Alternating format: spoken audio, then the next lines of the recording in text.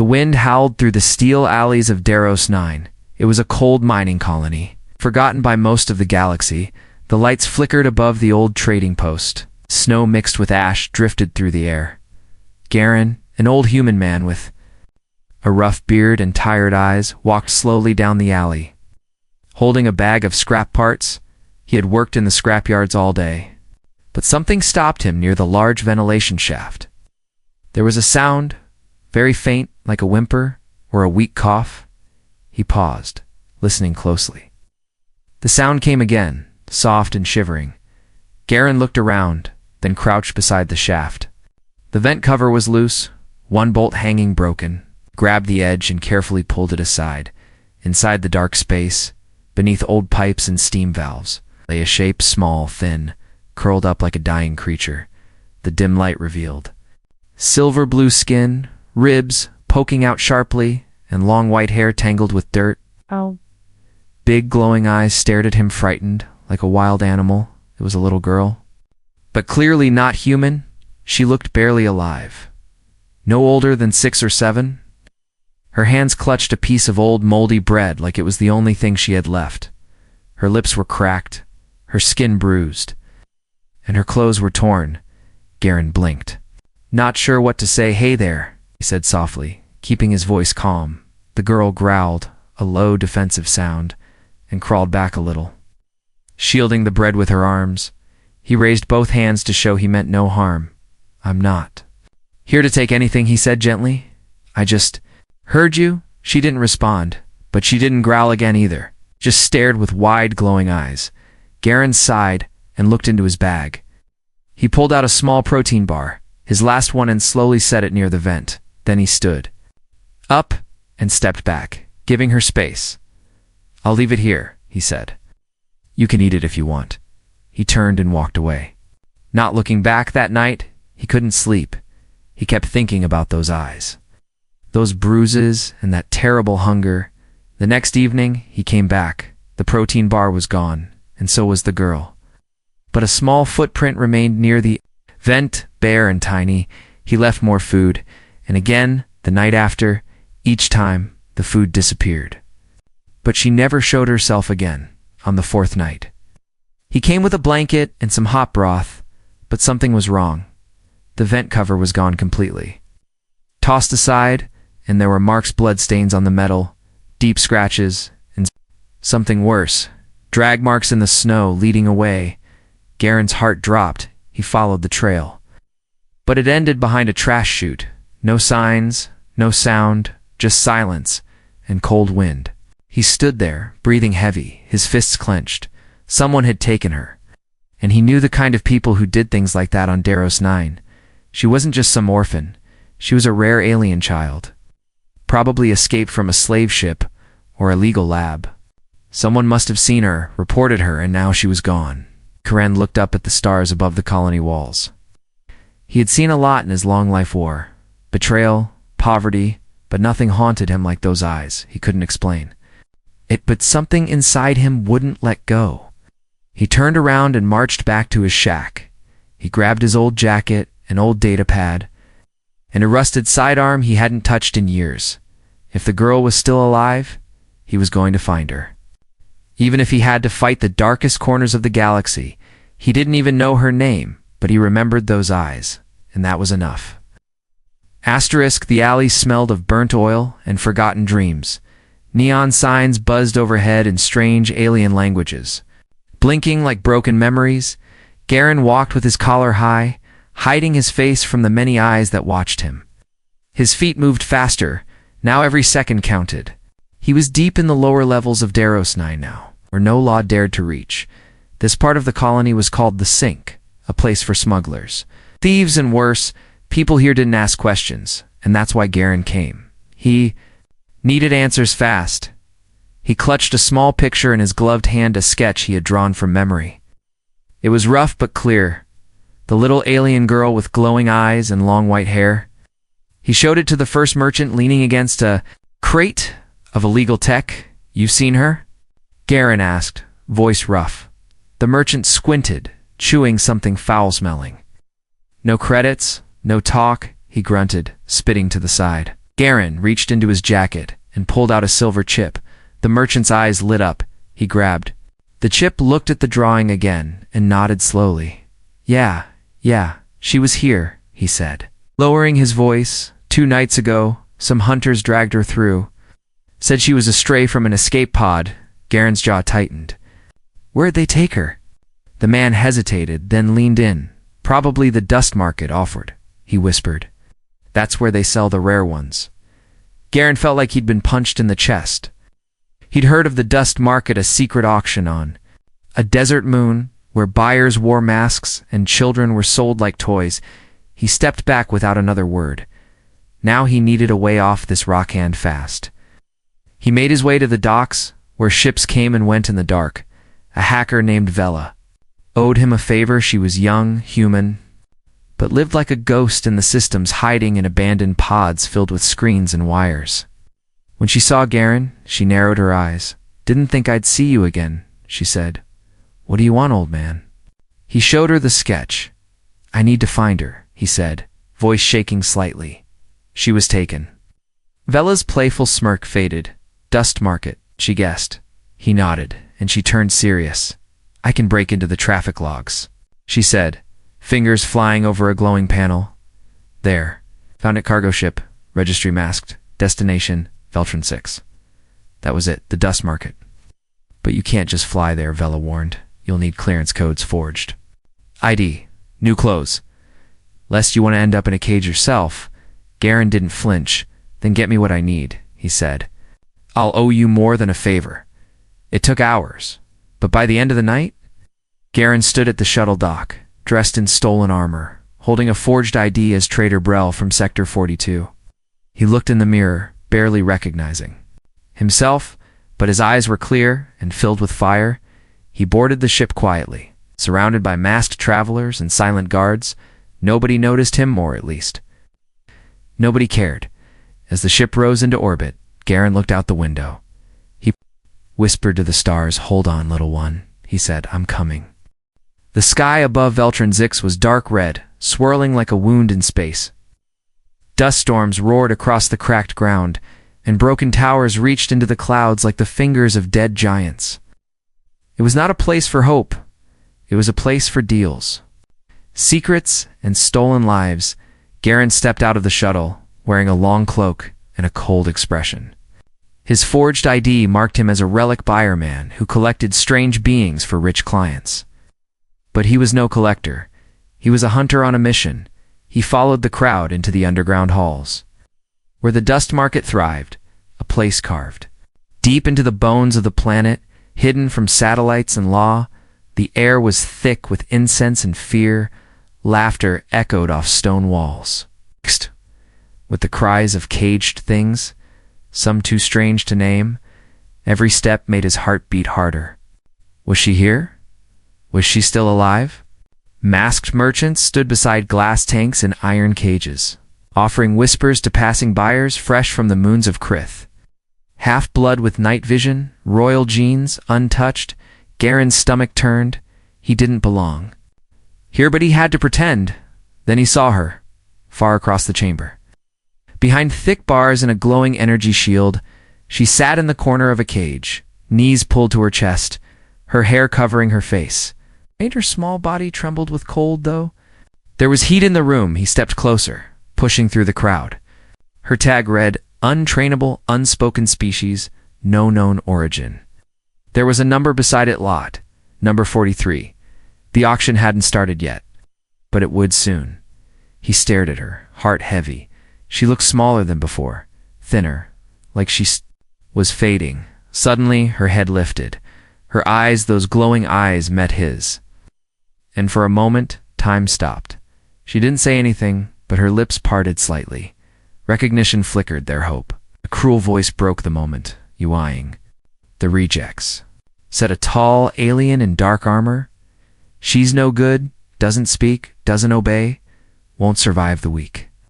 Garen turned slowly, forcing a smile. "Maybe I like rare things," he said. The alien laughed and walked off, not knowing how close he'd been to death. Garen moved away from the crowd and into the shadows. He pulled out a small chip from his belt, a stolen access key, given by Vela. He found a control panel behind a locked door and inserted the chip. A map blinked to life, showing the layout of the auction facility, security points, exit paths. Cage numbers all in glowing blue, he marked hers, lot number 43, and traced the escape route. He would have to move fast, very fast, but time was running out. A bell rang through the halls, and masked buyers gathered around the main platform. The auction had begun. Garen returned to the floor, his mind racing. The auctioneer, a tall, pale alien with 4 arms and a sharp voice, called out numbers. Names and prices, one by one. Children and beings were sold to silent bidders. No one looked at them twice. Then came lot number 43. The girl was dragged onto the stage, her small body weak, her head down. Garen stepped forward. "I bid 5,000 credits," he said clearly. The crowd turned, murmuring. Another bidder raised a hand. 10,000. Garen didn't blink. 20,000. A silence fell. Then the auctioneer smiled behind his mask. Sold to the man with a taste for trouble, but Garen never paid. The moment she was handed over, he drew a flash bomb from his coat and threw it to the ground. Light exploded in every direction, blinding everyone. He grabbed the girl and ran. Alarms rang. Voices screamed. Boots chased behind him. He carried her through the narrow tunnels marked on his map. "Hold on, little one," he whispered. "I've got you." He didn't speak, but her arms wrapped around his neck, and that was enough. The stolen skimmer blasted across the wasteland of Veltron 6, its engines screaming against the wind. Garen's knuckles were white as he held the controls. The girl, Tali, he now called her, curled in the back seat under a tattered blanket, barely awake. Behind them, dark shapes flickered in the storm mercenary ships, closing in fast. The sky above cracked with lightning, but not the kind born of clouds. This lightning came from the twin moons fighting for dominance, sending electric arcs down into the canyons below. Veltron was alive and angry, and Garen was driving right into its heart. Ahead, the ground dropped suddenly, revealing jagged cliffs and frozen valleys. Garen turned hard, diving low, letting the skimmer vanish into the twisting ice canyons. Wind screamed between the walls and steam burst from cracks in the ground. Like the planet was breathing, they were off the grid now. No signals, no trackers, only ice and rock and silence. Garen parked the skimmer in a hidden crevice. Masking its heat signature with a thermal cloth, he climbed into the back and gently touched the girl's shoulder. "You with me, kid?" he whispered. Tali blinked slowly, her voice barely more than a breath. "It's cold." He nodded and pulled her into his arms, wrapping her in his coat. His body heat was all he could offer. "We'll be safe here for the night," he murmured, though he wasn't sure it was true. As the night dragged on, snow started falling, not normal snow, but sharp flakes that glowed faintly in the dark. Veltron storms were strange like that. Tali looked up at him with wide eyes, her skin glowing softly in the cold.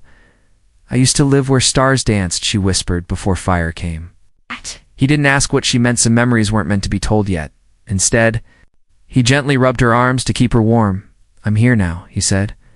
"You don't have to be afraid anymore." She reached into her pocket and pulled out something tiny, a broken shard of crystal on a string. She placed it in his hand. Without saying a word, he understood this was all she had left from her home. And now, she was giving it to him. The silence between them was deep, but not empty. Outside, the wind howled like a beast, but inside their little crevice, something new had begun to grow. Trust. By morning, Garen checked the tracker. Jamred was holding, but supplies were low. He melted snow into water, broke an emergency ration in half, and gave most of it to her. She pushed it back toward him. "For Papa," she said, her voice small but steady. His chest tightened. No one had called him that in years. He had no children, no family, just machines and silence. But now, a strange little girl with glowing eyes had given him a title that made him feel alive again. They began moving again that afternoon, on foot this time. The skimmer couldn't handle the next part, too narrow, too unstable. He carried her on his back, her arms wrapped around his neck, her head resting on his shoulder. The cliffs grew taller, sharper, and the air thinner. Strange creatures watched them from the eye silent, glowing things with too many legs, but none came close, perhaps. They sensed something in Guarana fury, a promise, or maybe just a man with nothing left to lose. By nightfall, they reached a broken Cums tower. Half buried in snow, Garen forced open the door and powered up the emergency beacon. He sent out a coded signal not to the authorities, but to an old contact who owed him a life. If the message reached him, help would come.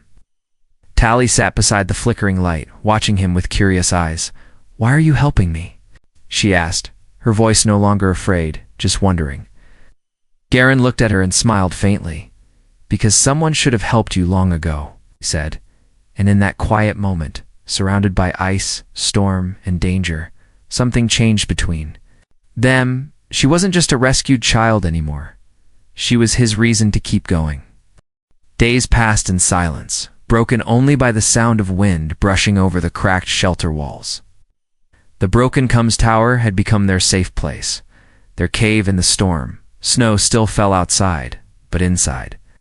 Warmth had returned not from the old heater Garen fixed, but from something deeper. Tally now sat beside him as he repaired an old drone, her eyes full of quiet wonder. She still barely spoke.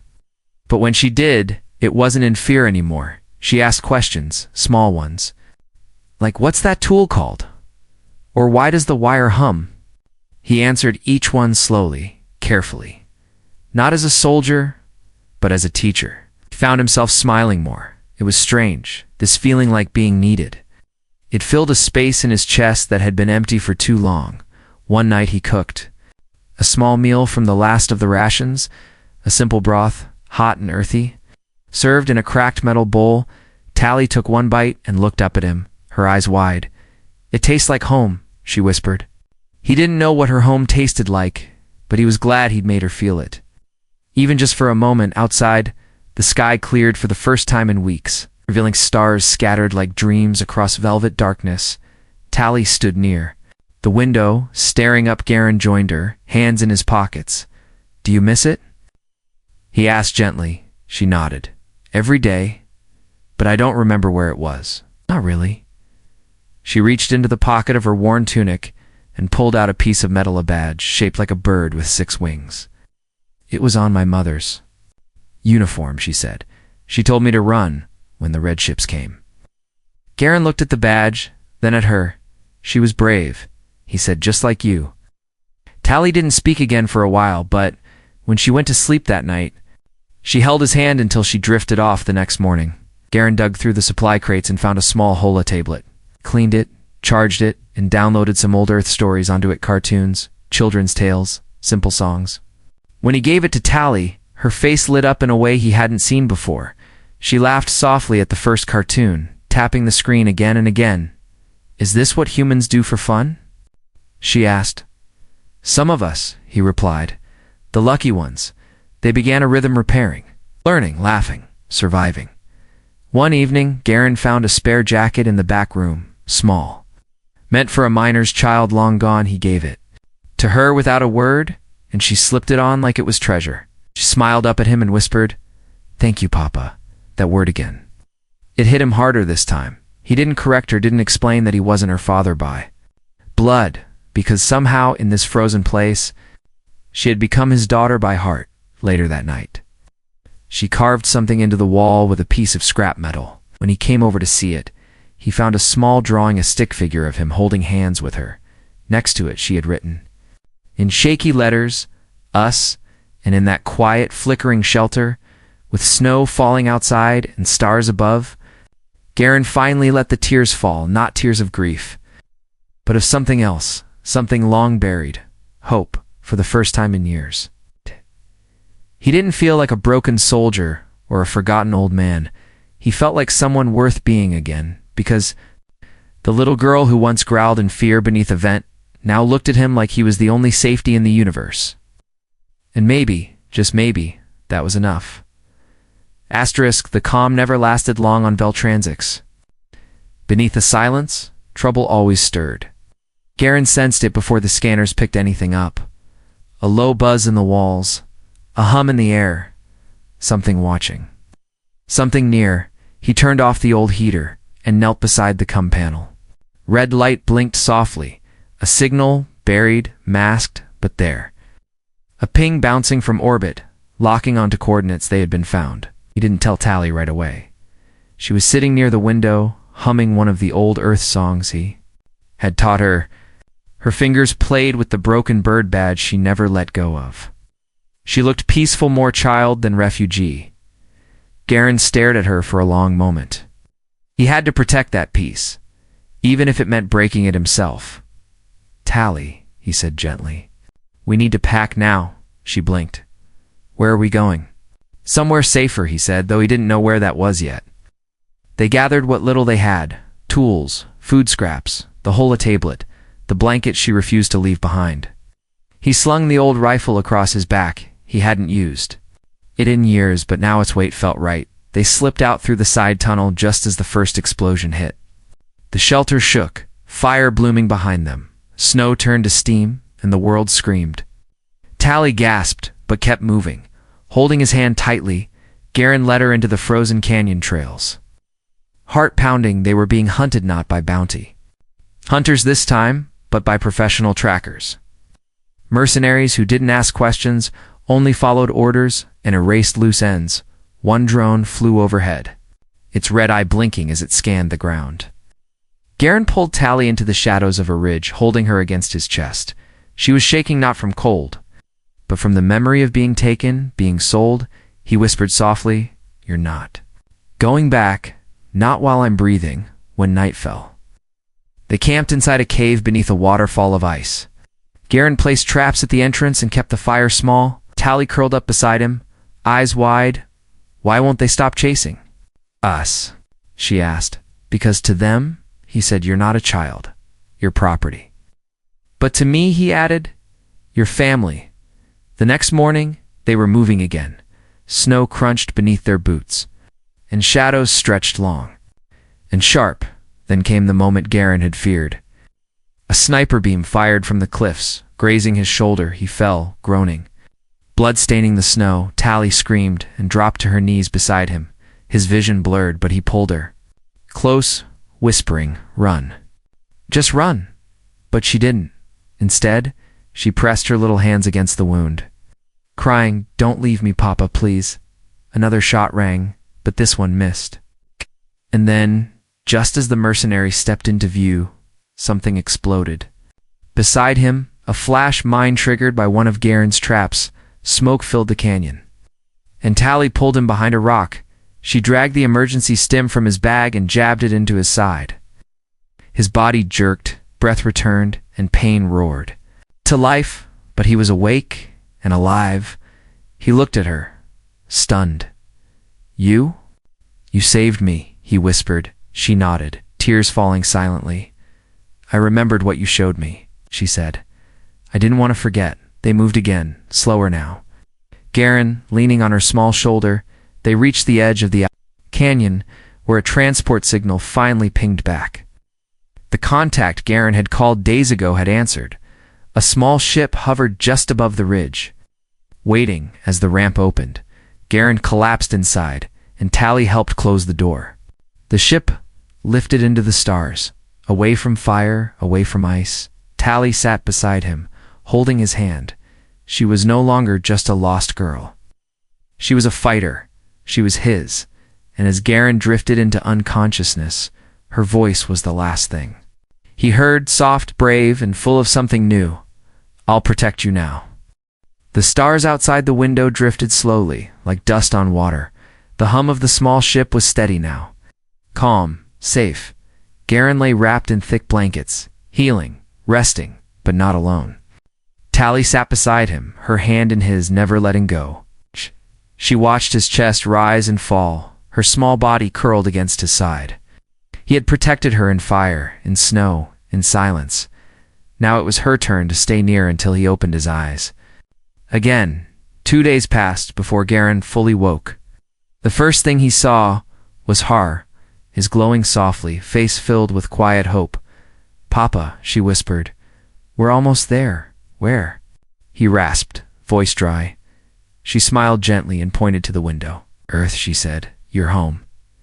He turned slowly, his old eyes blinking against the sunlight streaming from the blue and white planet. It looked small from up here, but to him, it had never looked more welcoming.